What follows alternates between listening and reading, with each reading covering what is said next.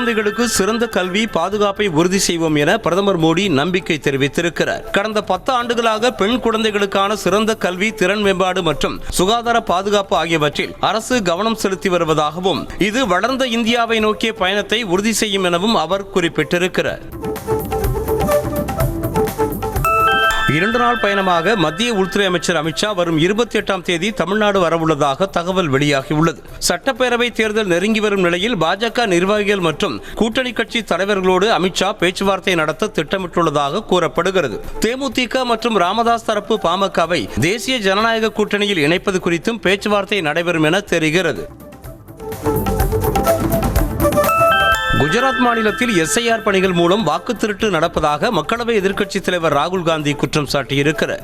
SIR பணிகள் எந்தவித நிர்வாக நடைமுறையும் இல்லாமல் முன்கூட்டியே திட்டமிடப்பட்ட ஓட்டு திருட்டு என பதிவிட்டிருக்கிறார். குறிப்பிட்ட சமூகங்கள் மற்றும் காங்கிரஸ் ஆதரவு வாக்குச்சாவடிகளில் இருந்து ஓட்டுகள் திட்டமிட்டு நீக்கப்பட்டுள்ளதாக வேதனை தெரிவித்திருக்கிறார். 2026ஆம் ஆண்டுக்கான பத்ம விருதுகளை மத்திய அரசு இன்று அறிவிக்கிறது. குடியரசு தினத்தை முன்னிட்டு ஆண்டுதோறும் பத்ம விருதுகள் அறிவிக்கப்படுவது வழக்கம். பல்வேறு துறைகளில் சிறந்து விளங்குபவர்களை கௌரவிக்கும் வகையில் பத்ம விபூஷன், பத்மபூஷன், பத்மஸ்ரீ ஆகிய 3 விருதுகள் இந்திய அரசின் சார்பில் வழங்கப்படுகிறது. நாடாளுமன்ற பட்ஜெட் கூட்டத்தொடரில் விவாதிக்கப்படும் அம்சங்கள் குறித்து ஆலோசனை மேற்கொள்ள வரும் 27ஆம் தேதி அனைத்துக் கட்சி கூட்டத்திற்கு மத்திய அரசு அழைப்பு விடுத்துள்ளது. பிப்ரவரி 1ஆம் தேதி பட்ஜெட் தாக்கல் செய்யப்படவிருக்கும் நிலையில் மத்திய அமைச்சர் கிரண் ரிஜிஜு தலைமையில் அனைத்துக் கட்சி கூட்டம் நடைபெற்றது. நாட்டின் 77வது குடியரசு தின விழா கொண்டாட்டத்தை முன்னிட்டு தலைநகர் டெல்லியில் காவல்துறையினர் தீவிர வாகன தணிக்கையில் ஈடுபட்டனர். அரசு அலுவலகங்கள் நிறைந்த சாணக்கியாபுரி மற்றும் NCR சாலையில் துப்பாக்கி ஏந்திய பாதுகாப்பு படையினர் முன்னிலையில் வாகனங்களை நிறுத்தி தீவிர சோதனை செய்தனர். நாட்டின் 77வது குடியரசு தினத்தை முன்னிட்டு நாடு முழுவதிலும் உள்ள முக்கிய அரசு கட்டடங்கள் மற்றும் பிரதான சாலைகள் தேசிய கொடியின் மூவர்ண கலர்களால் ஆன மின்விளக்குகளால் அலங்கரிக்கப்பட்டு இரவு நேரத்தில் பிரகாசித்தன. உத்தரப்பிரதேசத்தில் உள்ள முக்கிய சாலைகள், மும்பையில் உள்ள அரசு கட்டடம் மற்றும் காஷ்மீரில் உள்ள சலால் அணைக்கட்டு மூவர்ண கலர்களாலான மின்விளக்கு வெளிச்சத்தில் ஒளிர்ந்தன. ஜம்மு காஷ்மீரில் குல்மார்க்கில் உள்ள மலைகள் மீது வெண்போர்வை போர்த்தியது போல பனிப்பொழிவு மூடியிருக்கும் நிலையில் அது நாடு முழுவதிலும் உள்ள சுற்றுலா பயணிகளை ஈர்த்திருக்கிறது. கத்துவா மாவட்டத்தில் உள்ள பனி கிராமத்தில் குழந்தைகள் புதிய பனிப்பொழிவை ரசித்தும் சாலையில் படர்ந்துள்ள பனியில் துள்ளி குதித்து விளையாடியும் மகிழ்ந்தனர். உத்தரகாண்டில் பனிப்பொழிவு காரணமாக சுற்றுலா ஏற்பாட்டாளர்கள், வணிகர்கள் உற்சாகம் அடைந்துள்ளனர். வெண்ணிற பனியால் மூடப்பட்டுள்ள முசௌரி உள்ளிட்ட சுற்றுலா தலங்களை கண்டு ரசிக்க வரும் சுற்றுலா பயணிகள் எண்ணிக்கை அதிகரித்து வருவதால் சுற்றுலா வணிகம் சூடுபிடிக்க தொடங்கியிருக்கிறது. சேலம், நாமக்கல், கள்ளக்குறிச்சி, விழுப்புரம், கடலூர், தஞ்சாவூர், ராமநாதபுரம், திருவண்ணாமலை மற்றும் செங்கல்பட்டு ஆகிய 9 மாவட்டங்களில் இன்று கனமழைக்கு வாய்ப்பு உள்ளதாக வானிலை ஆய்வு மையம் தெரிவித்திருக்கிறது. தென்மேற்கு வங்கக்கடல் பகுதிகளின் மேல் கிழக்கு திசை வளிமண்டல அலை நிலவுவதாகவும் வானிலை மையம் தெரிவித்துள்ளது.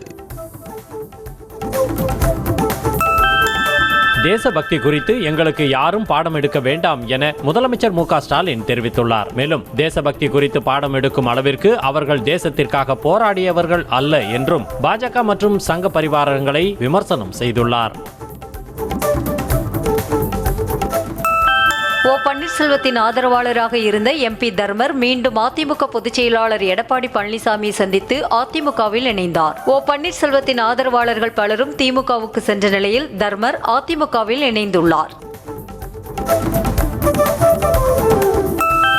மதுரையைச் சேர்ந்த பிரபல ரவுடி வெள்ளைக்காளியை போலீஸ் அழைத்து சென்றபோது பெரம்பலூர் மாவட்ட திருமாந்துறை பகுதியில் 2 கார்களில் வந்த 15 பேர் கொண்ட கும்பல் வெடிகுண்டு வீசி அரிவாளால் தாக்குதல் நடத்தியது. காயமடைந்த காவலர்கள் மருத்துவமனையில் சிகிச்சை பெற்று வருகின்றனர். ரவுடி வெள்ளைக்காளியை புதுக்கோட்டை நீதிமன்றத்தில் ஆஜர்படுத்திவிட்டு சென்னை நோக்கி அழைத்து வந்தபோது இந்த தாக்குதல் நிகழ்ந்தது. வெள்ளைக்காளியை கொலை செய்ய வந்த கும்பல் 2 கார்களில் தப்பி சென்ற நிலையில் சுங்கச்சாவடி தடுப்பை உடைத்துக் கொண்டு 2 கார்களும் சீறி பாய்ந்த CCTV காட்சி வெளியாகியுள்ளது. காரில் சென்றவர்களை பிடிக்க தனிப்படை அமைக்கப்பட்டு விசாரணை தீவிரப்படுத்தப்பட்டுள்ளது. குற்றச்செயலில் ஈடுபடுவோருக்கு காவல்துறையை பார்த்தோ இந்த அரசை பார்த்தோ கிஞ்சிற்றும் அச்சமில்லை என்ற நிலைதான் உள்ளதாக அதிமுக பொதுச் செயலாளர் EPS கண்டனம் தெரிவித்துள்ளார். மேலும் ஆட்சி சக்கரத்தை ஏனோதானோ என்று சுழற்றி வரும் முதலமைச்சர் ஸ்டாலின் இச்சம்பவத்திற்கு யார் மீது பழி போடப் போகிறார் என்று தெரியவில்லை எனவும் பதிவில் குறிப்பிட்டுள்ளார். சென்னை வேப்பேரி தமிழ்நாடு கால்நடை மருத்துவ அறிவியல் பல்கலைக்கழகத்தின் 25வது பட்டமளிப்பு விழாவில் ஆளுநர் RN ரவி தலைமையேற்று 307 மாணவிகள் மற்றும் 392 மாணவர்கள் என மொத்தம் 699 பேருக்கு பட்டங்களை வழங்கினர். இதில் 526 பேர் நேரடியாக பட்டம் பெற்றனர். ஆனால் பல்கலைக்கழகத்தின் இணைவேந்தரான அமைச்சர் அனிதா ராதாகிருஷ்ணன் விழாவை புறக்கணித்தார்.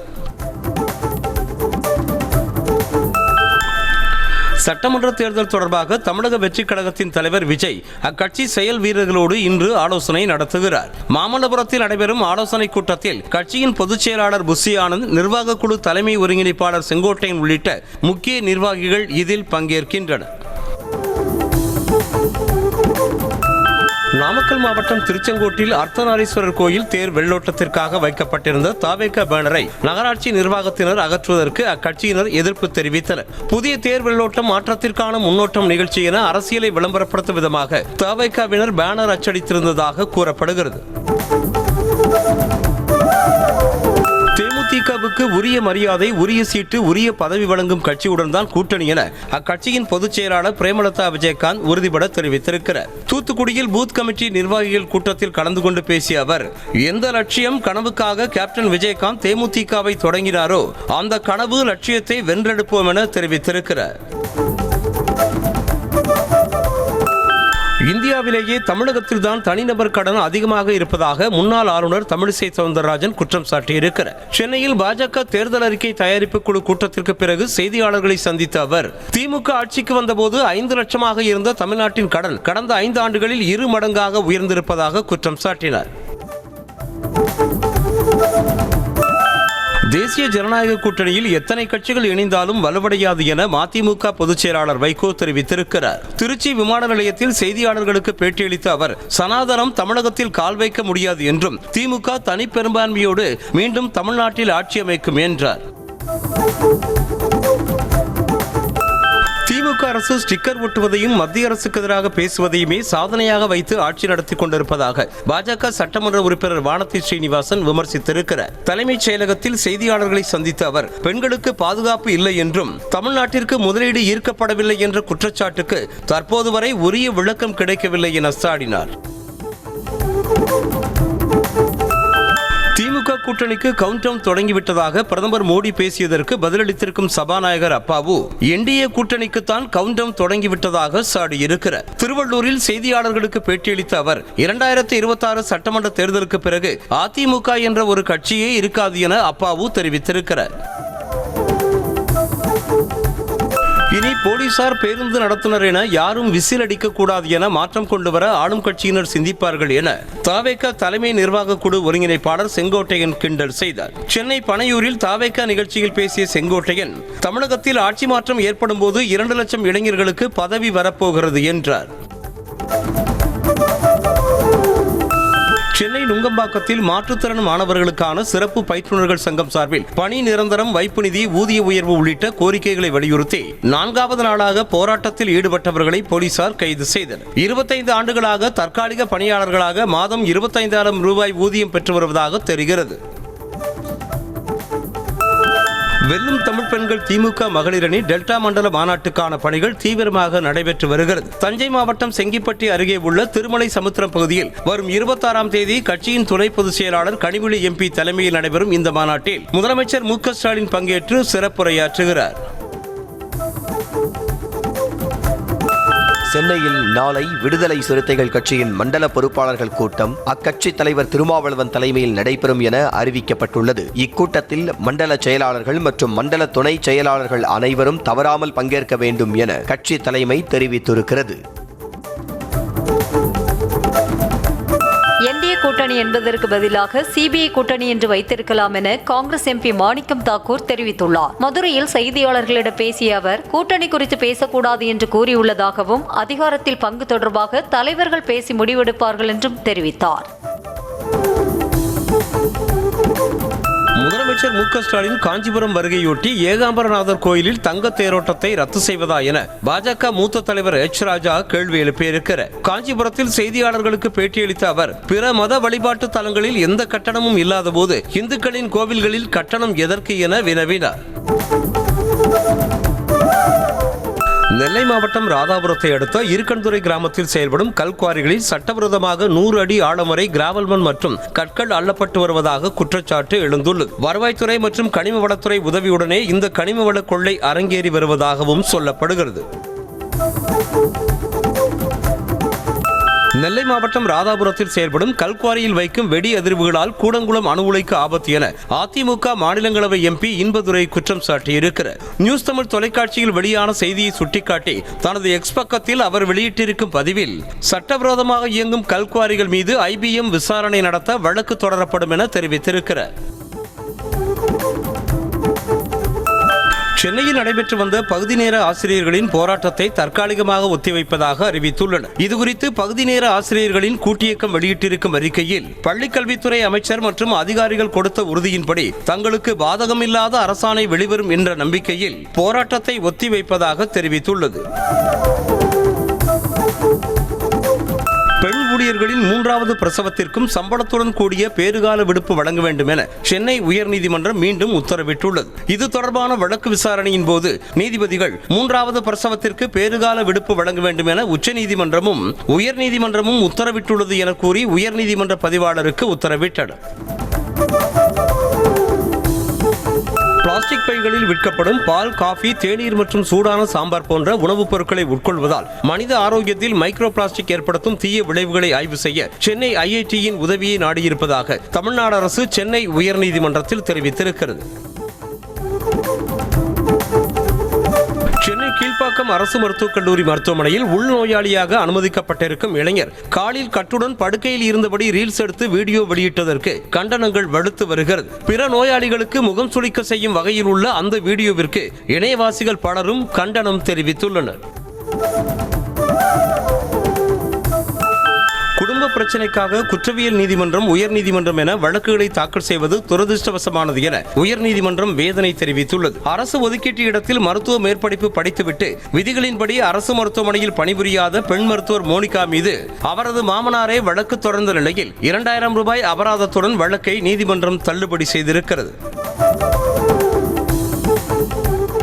விண்வெளியில் இந்தியா சார்பாக விண்வெளி நிலையம் அமைப்பதற்கான திட்டத்தை மற்ற நாடுகளோடு ஒன்றிணைந்து செய்து வருவதாக இஸ்ரோ தலைவர் நாராயணன் தெரிவித்திருக்கிறார். கோவை நவக்கரையில் செய்தியாளர்களுக்கு பேட்டியளித்த அவர், இந்தியாவில் இருந்து நிலவுக்கு ஆட்கள் அனுப்பும் திட்டம் உள்ளிட்ட பல்வேறு திட்டங்களை 60 நாடுகளுடன் சேர்ந்து மேற்கொண்டு வருவதாக கூறினார். வேலூர் மாவட்டம் பேரணாம்பட்டு அருகே தோல் தொழிற்சாலையில் கெமிக்கல் வாயு கசிந்து 2 தொழிலாளர்கள் பரிதாபமாக உயிரிழந்தனர். பக்காலப்பள்ளி பகுதியில் தனியாருக்கு சொந்தமான தோல் தொழிற்சாலையில் ஷேக் அலி மற்றும் ஜமால் பாஷா ஆகியோர் பணியில் ஈடுபட்டிருந்த போது ஒருவிதமான கெமிக்கல் வாயு தாக்கியதாக கூறப்படுகிறது. 77வது குடியரசு தினத்தை முன்னிட்டு ராமேஸ்வரம் பாம்பன் புதிய ரயில் செங்குத்து தூக்கு பாலம் வண்ண விளக்குகளால் அலங்கரிக்கப்பட்டு ஜொலிக்கிறது. பல்வேறு வண்ண விளக்குகளால் பாலம் அலங்கரிக்கப்பட்டு ரம்மியமாக காட்சி அளிப்பதை அங்கு வரும் சுற்றுலா பயணிகள் கண்டு ரசித்து குடும்பத்துடன் செல்ஃபி எடுத்துச் செல்கின்றனர். ஜல்லிக்கட்டு போட்டியில் அரசு அதிகாரிகளின் தலையீடு அதிகமாக உள்ளதாக தமிழர் வீர விளையாட்டு மீட்புக் கழகத்தினர் குற்றம் சாட்டியுள்ளனர். திருச்சியில் பேசிய தமிழ்நாடு வீர விளையாட்டு மீட்புக் கழகத்தின் மாநில தலைவர் ராஜேஷ், ஜல்லிக்கட்டு போட்டியின் போது அரசு அதிகாரிகள் அதிக டோக்கன்களை கேட்பதாகவும் இதனால் காளை வளர்ப்போர் பாதிக்கப்படுவதாகவும் குற்றம் சாட்டினார். கொடைக்கானலில் வெளிமாநில சுற்றுலா வாகனம் மற்றும் சிறு வாடகை வாகனங்களை மட்டுமே சோதனை செய்து அபராதம் விதிக்கப்படுவதாக புகார் எழுந்திருக்கிறது. முறையான ஆவணங்கள், அனுமதி இல்லாத பிக்கப் வாகனம், ஜீப் மற்றும் வேன் இயங்கி வருவதாக குற்றச்சாட்டு எழுந்து வந்த நிலையில் அதனை கண்டும் காணாத கொடைக்கானல் போக்குவரத்து ஆய்வாளர் சில வாகனங்களை குறிவைத்து அபராதம் வசூலிப்பதாக கூறப்படுகிறது.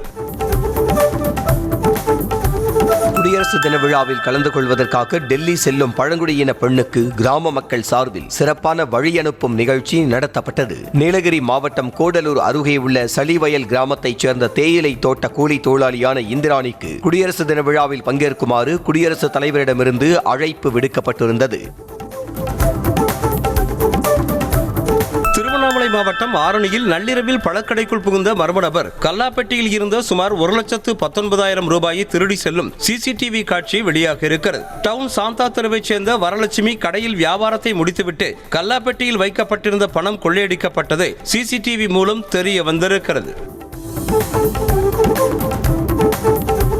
புதுக்கோட்டை மாவட்டம் விராலிமலை முருகன் கோவில் மலையடிவாரத்தில் உள்ள அடுத்தடுத்த 2 கடைகளில் புகுந்து 1,10,000 ரூபாயை திருடி சென்ற மர்ம நபரை சிசிடிவி காட்சிகள் உதவியோடு போலீசார் தேடி வருகின்றனர். இரவு நேரத்தில் புகுந்த டிப்டாப் உடையணிந்த ஆசாமி கல்லாவில் இருந்த 18,000 ரூபாயையும் 2வது கடையில் உள்ள கல்லாவில் இருந்து 92,000 ரூபாயையும் திருடி சென்றிருக்கிறார். கிருஷ்ணகிரி மாவட்டம் பர்கூர் சிகரல்பள்ளி ஏரியில் சட்டவிரோத மண்கடத்தலை தடுக்க கிராம மக்கள் வேண்டுகோள் விடுத்துள்ளனர். பொதுப்பணித்துறைக்கு சொந்தமான அந்த ஏரியில் கடந்த சில நாட்களாக அனுமதியின்றி மர்ம நபர்கள் பல அடி ஆழத்திற்கு ஜேசிபி இயந்திரங்கள் மற்றும் டிப்பர் லாரிகளை பயன்படுத்தி மண்கடத்தலில் ஈடுபடுவதாக குற்றச்சாட்டு எழுந்துள்ளது. திருவள்ளூர் மாவட்டம் காட்டுப்பள்ளி அதானி துறைமுகம் சார்பில் ஆழ்கடலில் மணல் குன்றுகள் உருவாக்கப்படுவதால் தங்களின் வாழ்வாதாரம் பாதிக்கப்படுவதாக மீனவர்கள் குற்றம் சாட்டியுள்ளனர். சட்டவிரோதமாக உருவாக்கப்படும் இந்த மணல் குன்றுகளால் மீனவர்கள் கடலுக்கு செல்லும் போது படகுகள் தரை தட்டி உடைந்து சேதமாவதாகவும் இதனால் லட்சக்கணக்கில் நஷ்டம் ஏற்படுவதாகவும் மீனவர்கள் வேதனை தெரிவித்துள்ளனர். கள்ளக்குறிச்சி மாவட்டம் சந்தைப்பேட்டையில் மருத்துவர் மற்றும் செவிலியர்களின் அலட்சியத்தால் முதியவர் உயிரிழந்ததாக கூறி உறவினர்கள் மருத்துவமனையை முற்றுகையிட்டு வரவேற்பறையின் கண்ணாடியை அடித்து உடைத்தனர். வட்டார வளர்ச்சி அலுவலராக பணியாற்றி ஓய்வு பெற்ற ஆய்ப்கானுக்கு நெஞ்சுவலி ஏற்பட்டதால் அவரது மகன் சந்தைப்பேட்டையில் உள்ள ஸ்ரீராம் மருத்துவமனைக்கு அழைத்து சென்றதாக தெரிகிறது. சென்னை வண்டலூரில் இன்ஸ்டாகிராமில் இளம்பெண் போல மெசேஜ் அனுப்பி கல்லாப்பெட்டியில் 60,000 ரூபாய் பணத்தை திருடிய நபரை கத்திமுனையில் காரில் கடத்திய கும்பலை சேர்ந்த 7 பேரை போலீசார் கைது செய்தனர். செங்குன்றத்தில் அஸ்லாம் என்பவரது பைக்குகள் பழுது பார்க்கும் கடையில் பணத்தை திருடிக் கொண்டு தலைமறைவான ஊழியரை திட்டமிட்டு கடையின் உரிமையாளர் காரில் கடத்தியது தெரிய வந்திருக்கிறது. ராணிப்பேட்டை மாவட்டம் அனந்தலை கிராமத்தில் கல்குவாரி என்ற பெயரில் கனிம வளங்களை முற்றிலுமாக கொள்ளையடித்து இயற்கை வளங்களை அழிக்கும் கல்குவாரிகளுக்கு எதிராக நாம் தமிழர் கட்சியினர் பாறை குழியில் அமர்ந்து ஆர்ப்பாட்டத்தில் ஈடுபட்டனர். இதையடுத்து அனைவரையும் போலீசார் கைது செய்து அழைத்து சென்றனர். திருவாரூர் மாவட்டம் குளிக்கரை பகுதியில் ஜல்ஜீவன் திட்டத்துக்காக குடிநீர் குழாய் பதிக்கும் பணியினால் சாலை சேதமடைந்துள்ளதால் நடமாட முடியாத மோசமான நிலை ஏற்பட்டுள்ளதாக மக்கள் குற்றஞ்சாட்டியுள்ளனர். கடந்த ஓராண்டாக அப்பணி நடைபெற்று வரும் நிலையில் தோண்டப்பட்டு சாலையோரத்தில் கொட்டப்படும் மண் கரைந்து சாலை சேரும் சகதியுமாக உள்ளது. விருதுநகர் மாவட்டம் ஸ்ரீவில்லிபுத்தூர் மற்றும் வத்ராயிருப்பு சுற்றுவட்டார பகுதிகளில் விளைந்த மக்காச்சோளத்திற்கு போதிய விலை கிடைக்காததால் அரசே கொள்முதல் செய்ய வேண்டும் என விவசாயிகள் கோரிக்கை விடுத்துள்ளனர். கடந்த ஆண்டு ஒரு குவிண்டால் 2,450 ரூபாய்க்கு கொள்முதல் செய்யப்பட்ட நிலையில் தற்போது 1,950 ரூபாய்க்கு விலை போவதாக விவசாயிகள் வேதனை தெரிவித்தனர். காஞ்சிபுரம் மாவட்டம் ஸ்ரீபெரும்புதூர் அருகே சாலை விரிவாக்க பணிக்காக அரசு புறம்போக்கு நிலங்களும் பட்டா நிலங்களும் கைப்பற்றப்பட்டிருக்கும் நிலையில் திமுக கவுன்சிலரின் கட்டடம் மட்டும் அகற்றப்படவில்லை என பொதுமக்கள் குற்றம் சாட்டியுள்ளனர். திமுக கவுன்சிலர் தேவி புருஷோத்தமன் என்பவரின் கட்டடம் மட்டும் அகற்றப்படாமல் உள்ளதாக அப்பகுதி மக்கள் தெரிவித்துள்ளனர்.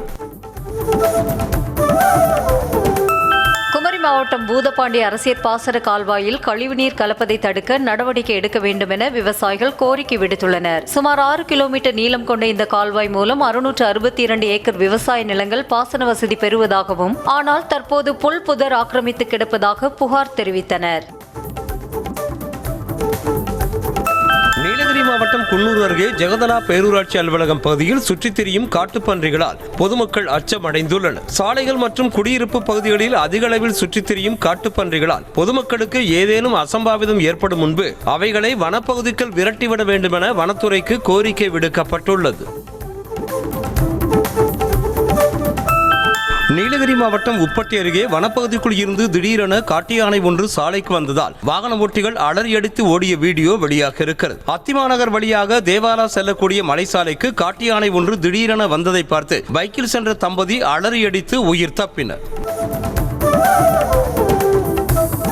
கோவையில் பிசியோதெரபிஸ்டை காரில் கடத்தி பணம் நகை பறித்த 3 இளைஞர்களை போலீசார் கைது செய்தனர். ஸ்ரீவில்லிபுத்தூரைச் சேர்ந்த பிசியோதெரபிஸ்ட் நவீன் சக்கரவர்த்தி மற்றும் அவரது நண்பர் பிரதீப் ஆகியோர் மாநகராட்சி பூங்கா அருகே சென்றபோது காரில் வந்த கும்பல் இருவரையும் கடத்தி தங்க செயின், பணம், செல்போன் ஆகியவற்றை பறித்து சென்றனர். திண்டுக்கல் மாவட்டம் ஆனைமலையை அடுத்த பெத்தநாயக்கனூர் அரசு உயர்நிலைப் பள்ளியில் மாணவர்கள் பழைய கால விளையாட்டுகளை உற்சாகத்துடன் விளையாடி மகிழ்ந்தனர். இந்த ஆண்டு கோலாகலமாக நடைபெற்ற நிகழ்ச்சியில் வேட்டி சேலை என பாரம்பரிய உடையணிந்து பொங்கல் வைத்த மாணவ மாணவிகள் கரகாட்டம், கும்மி, ஒயிலாட்டம், பறையாட்டம், கம்பத்தாட்டம் என பாரம்பரிய கலை நிகழ்ச்சிகளை அரங்கேற்றினர்.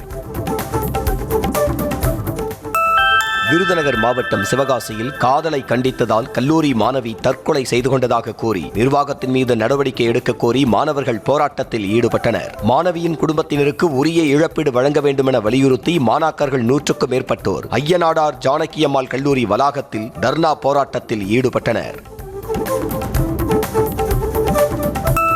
சென்னையில் வீட்டின் மொட்டை மாடியில் மின்சாரம் தாக்கி பெண் ஒருவர் உயிரிழந்தார். மணலி புதுநகரைச் சேர்ந்த இன்பராஜின் தாயார் ஜெயலட்சுமி வீட்டின் மொட்டை மாடிக்கு சென்றபோது மழையின் காரணமாக தடுமாறி அங்குள்ள உயர் மின்னழுத்த கம்பியை தொட்டதில் மின்சாரம் பாய்ந்து உயிரிழந்ததாக கூறப்படுகிறது. மாவட்டம் நெய்வேலியில் கஞ்சா விற்பனையில் ஈடுபட்ட வட மாநிலத்தவர் உட்பட 6 பேரை கைது செய்த போலீசார் 21 கிலோ கஞ்சாவையும் பறிமுதல் செய்து விசாரித்து வருகின்றனர். டவுன்ஷிப் அருகில் உள்ள காட்டுப்பகுதியில் ரோந்து சென்ற போலீசார் அங்கு சந்தேகத்திற்கிடமாக இருந்த ஒடிசா மாநிலத்தைச் சேர்ந்த 2 பிடித்து விசாரித்ததில் கஞ்சா விற்பனை செய்தது தெரிய வந்தது. மாவட்டம் விருத்தாச்சலம் அருகே தனியார் பள்ளி பேருந்து மீது லாரி மோதியதில் ஓட்டுநர் மற்றும் 3 மாணவர்கள் காயமடைந்தனர். ஆடிச்சிக்குடி சாலையில் உள்ள பள்ளியில் இருந்து மாணவர்களை ஏற்றிக்கொண்டு வீட்டுக்கு விட சென்றபோது வயலூர் பேருந்து நிறுத்தம் அருகே லாரி மோதியது. பல நாடுகளுடன் மத்திய அரசு மேற்கொண்டு வரும் வர்த்தக ஒப்பந்தங்கள் இளைஞர்களுக்கு புதிய வாய்ப்புகளை கொண்டு வருவதாக பிரதமர் மோடி தெரிவித்துள்ளார். மத்திய அரசின் 18வது ரோஜ்கர் மேளா திட்டத்தின் மூலம் 61,000 இளைஞர்களுக்கு டிஜிட்டல் முறையில் பணி நியமன கடிதங்களை வழங்கினார் மோடி. பாடகர் ஜுபின் கார்கின் மரணம் தொடர்பான வழக்கின் விசாரணையை விரைவுபடுத்துமாறு பிரதமர் மோடிக்கு ஜுபின் கார்கின் குடும்பத்தினர் கோரிக்கை விடுத்துள்ளனர். ஜுபின் தங்களுடைய குடும்ப உறுப்பினர் மட்டுமல்ல, அவர் அசாம் மற்றும் வடகிழக்கு இந்தியாவின் கலாச்சாரத்தை அடையாளப்படுத்துபவராக இருந்ததாகவும் இந்த வழக்கில் இந்தியாவும் ஒரு சிறப்பு நீதிமன்றத்தை அமைக்க வேண்டும் எனவும் கோரியுள்ளனர். டெல்லி மெட்ரோ ரயில் நிலையத்தில் சுமார் 20 லட்சம் ரூபாய் மதிப்புடைய நகைகள் மற்றும் விலையுயர்ந்த பொருட்கள் அடங்கிய பையை திருடியதாக கல்லூரி மாணவியை போலீசார் கைது செய்தனர். பிஎஸ்சி 1ஆம் ஆண்டு படித்து வரும் 18 வயதான ஹீனா என்ற அந்த மாணவிக்கு எதிராக காஷ்மீர் கேட் மெட்ரோ காவல் நிலையத்தில் புகார் அளிக்கப்பட்டுள்ளது. மேற்கு வங்க மாநிலத்தில் திட்டமிடப்படாத எஸ்ஐஆர் பணிகளால் இதுவரை 126 பேர் உயிரிழந்துள்ளதாக திரிணாமுல் காங்கிரஸ் குற்றம் சாட்டியுள்ளது. எஸ்ஐஆர் பணிக்கு எதிராக டெல்லி சென்று திரிணாமுல் காங்கிரஸ் சார்பில் முறையிட்ட போது தலைமை தேர்தல் ஆணையம் முறையாக பதிலளிக்கவில்லை என திரிணாமுல் எம்பி அபிஷேக் பானர்ஜி விமர்சனம் செய்திருக்கிறார். ஆந்திராவில் தகாத உறவுக்கு தடையாக இருந்ததால் கஞ்சா வழக்கில் கைதாகி சிறையில் இருந்த கணவனை ஜாமீனில் எடுத்து கள்ளக்காதலனோடு சேர்ந்து கண்களில் மிளகாய் பொடி தூவி கத்தியால் வெட்டி கொலை செய்த மனைவியையும் உடந்தையாக இருந்த மைத்துனரையும் போலீசார் கைது செய்தனர். லாரி ஓட்டுநர் லாடு ஸ்ரீனு என்பவரை அவரது மனைவி ஜான்சி திட்டமிட்டு கொலை செய்ததாக தெரிகிறது. திருப்பதி ஏழுமலையான் கோயிலில் இன்று ரத சப்தமியை ஒட்டி ஒரே நாளில் 7 வாகனங்களில் மலையப்ப சுவாமி வீதி உலா வருகிறார். தை அமாவாசை திதிக்கு பிறகு 7ஆம் நாளில் வரும் சப்தமி திதியில் கொண்டாடப்படும் இந்த விழாவில் 7 வாகனங்களில் எழுந்தருளி வீதி உலா வரும் மலையப்ப சுவாமியை கண்டு தரிசனம் செய்ய கோயிலின் 4 மாட வீதிகளிலும் ஏராளமான பக்தர்கள் குவிந்து வருகின்றனர். தெலங்கானா மாநிலம் ஹைதராபாத்தில் உள்ள 4 மாடி கட்டடத்தின் தரைத்தளத்தில் உள்ள பர்னிச்சர் கடையில் திடீரென தீ விபத்து ஏற்பட்டது. தகவல் அறிந்த போலீசாரும் தீயணைப்பு துறையினரும் விரைந்து தீயை அணைக்கும் பணியில் ஈடுபட்டனர். கட்டடத்தை சுற்றிலும் அடர்ந்த புகை சூழ்ந்ததால் மீட்பு பணியில் சிரமம் ஏற்பட்டது.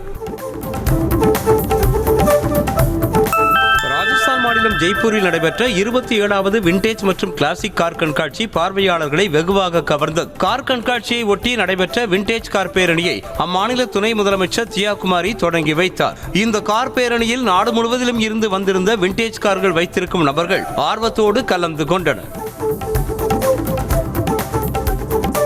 ஈரானில் உள்நாட்டு கலவரம் தீவிரமாகி வரும் நிலையில் அங்குள்ள இந்திய மருத்துவ மாணவர்கள் தாயகம் திரும்ப பாஸ்போர்ட் இல்லாமல் தவித்து வருகின்றனர். ஈரானில் அரசுக்கு எதிராக நடைபெற்ற போராட்டம் கலவரமாக மாறி பதற்றமான சூழல் நிலவி வருகிறது. மாணவர்கள் இந்தியா திரும்ப உதவ வேண்டும் என அங்குள்ள இந்திய தூதரகத்திற்கு அனைத்திந்திய மருத்துவ மாணவர் சங்கம் கடிதம் எழுதியுள்ளது.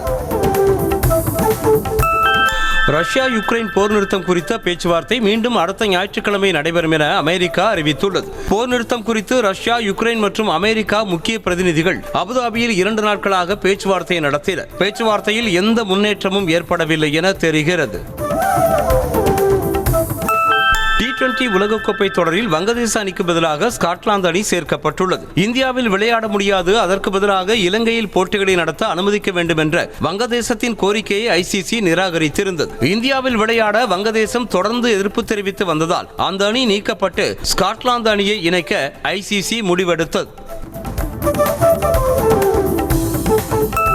இந்தியா நியூசிலாந்து அணிகளுக்கு இடையிலான 3வது T20 கிரிக்கெட் போட்டி அசாம் மாநிலம் கவுஹாத்தியில் இன்று மாலை 7 மணியளவில் நடைபெறுகிறது. 5 போட்டிகள் கொண்ட தொடரில் 2-0 என்ற கணக்கில் முன்னிலையில் உள்ள இந்திய அணி இந்த போட்டியிலும் வெற்றி பெற்று தொடரை கைப்பற்ற தீவிர பயிற்சி எடுத்து வருகிறது. 3வது T20 போட்டியில் விளையாடுவதற்காக இந்தியா, நியூசிலாந்து கிரிக்கெட் அணிகள் அசாம் மாநிலம் குவஹாத்திக்கு சென்றடைந்தனர். விமான நிலையத்தில் ஏராளமான ரசிகர்கள் திரண்டு வீரர்களுக்கு உற்சாக வரவேற்பு அளித்தனர். 5 போட்டிகள் கொண்ட T20 தொடரில் முதல் 2 ஆட்டங்களில் வெற்றி பெற்றதன் மூலம் இந்திய அணி 2-0 என்ற கணக்கில் முன்னிலையில் உள்ளது.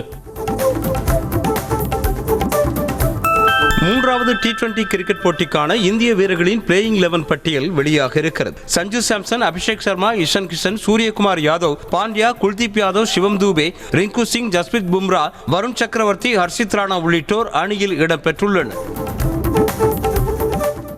மகேந்திர சிங் தோனி இந்திய கிரிக்கெட் அணியின் கேப்டனாக பொறுப்பேற்ற பின்னர் அணியில் மிகப்பெரிய மாற்றம் ஏற்பட்டதாக முன்னாள் அதிரடி ஆட்டக்காரர் சேவாக் கூறினார். ஆஸ்திரேலியா போன்ற மிகப்பெரிய ஜாம்பவான்களை வெல்வது மிகப்பெரிய சவாலாக இருந்த நிலையில் தோனி அதை சாத்தியமாக்கியதாக சேவாக் கூறினார். குஜராத் மாநிலம் வதோதராவில் நடைபெற்ற மகளிர் பிரீமியர் லீக் தொடரில் பெங்களூரு அணியை டெல்லி அணி 7 விக்கெட்டுகள் வித்தியாசத்தில் வீழ்த்தியது. முதலில் பேட்டிங் செய்த ராயல் சேலஞ்சர்ஸ் பெங்களூரு அணி 20 ஓவர்களில் 109 ரன்களுக்கு ஆல் அவுட் ஆனது. பின்னர் ஆடிய டெல்லி கேபிட்டல்ஸ் அணி 15.4 ஓவர்களில் 111 ரன்களை எடுத்து எளிதில் வெற்றி பெற்றது. ஆஸ்திரேலிய அணிக்கு எதிரான டெஸ்ட் போட்டியில் விளையாடுவதற்காக ஹர்மன்பிரீத் கவுர் தலைமையிலான இந்திய மகளிர் கிரிக்கெட் அணி அறிவிக்கப்பட்டுள்ளது. ஆஸ்திரேலிய அணியுடன் ஒரு டெஸ்ட், 3 ஒருநாள் போட்டிகள், 2 T20 போட்டிகளில் இந்திய அணி விளையாட உள்ளது. ஜிம்பாப்வேயில் நடைபெற்ற U19 ஒருநாள் உலகக்கோப்பை கிரிக்கெட் லீக் ஆட்டத்தில் நியூசிலாந்தை வீழ்த்தி இந்தியா அபார வெற்றி பெற்றது. முதலில் ஆடிய நியூசிலாந்து அணி 36.2 ஓவர்களில் 135 ரன்களுக்கு ஆல் அவுட் ஆனது. பின்னர் ஆடிய இந்திய அணி 13.3 ஓவர்களில் 3 விக்கெட்டுகள் இழப்பிற்கு 130 ரன்களை எடுத்தபோது மழை குறுக்கிட்டது. பின்னர் DLS விதிப்படி 7 விக்கெட்டுகள் வித்தியாசத்தில் இந்தியா வெற்றி பெற்றதாக அறிவிக்கப்பட்டது. கொழும்புவில் நடைபெற்ற இலங்கைக்கு எதிரான 2வது ஒருநாள் கிரிக்கெட் போட்டியில் 5 விக்கெட்டுகள் வித்தியாசத்தில் இங்கிலாந்து அணி வெற்றி பெற்றது. டாஸ் வென்று முதலில் ஆடிய இலங்கை அணி 49.3 ஓவர்களில் 219 ரன்களுக்கு ஆல் அவுட் ஆனது. பின்னர் ஆடிய இங்கிலாந்து அணி 46.2 ஓவர்களில் 5 விக்கெட்டுகள் இழப்பிற்கு 223 ரன்கள் எடுத்து வெற்றி பெற்றது. தன்னம்பிக்கையே தனது வெற்றிக்கான தாரக மந்திரம் என நடிகை தேவயானி தெரிவித்தார். தேனி மாவட்டம் ஆண்டிப்பட்டியில் செய்தியாளர்களுக்கு பேட்டி அளித்த அவர், வாழ்க்கையில் ஒவ்வொரு நிமிடமும் ஏதோ ஒன்றை கற்றுக்கொண்டே இருப்பதாகவும் தான் எப்போதும் மாணவியாகவே இருக்க விரும்புவதாகவும் கூறினார். நாசாவின் முன்னாள் விண்வெளி வீராங்கனை சுனிதா வில்லியம்ஸ் கேரளாவில் நடைபெற்ற கேரள இலக்கிய திருவிழாவில் சிறப்பு விருந்தினராக கலந்து கொண்டார். இந்த நிகழ்ச்சியில் நடிகை பாவனாவும் பங்கேற்ற நிலையில் அவர்கள் இருவரும் ஒன்றாக இருக்கும் படங்கள் சமூக வலைதளங்களில் வெளியாகி வரவேற்பை பெற்றுள்ளன. மதுரை மீனாட்சி அம்மன் ஆசியால் அதிமுக பொதுச் செயலாளர் எடப்பாடி பழனிசாமி தமிழ்நாட்டில் மீண்டும் ஆட்சி அமைப்பார் என நடிகர் கஞ்சா கருப்பு தெரிவித்தார். மதுரையில் நடைபெற்ற அதிமுக கூட்டத்தில் பேசிய அவர், பணத்தை கொடுத்து ஓட்டு வாங்கிவிடலாம், வெற்றி பெற்று விடலாம் என திமுக நினைப்பதாக சாடினார்.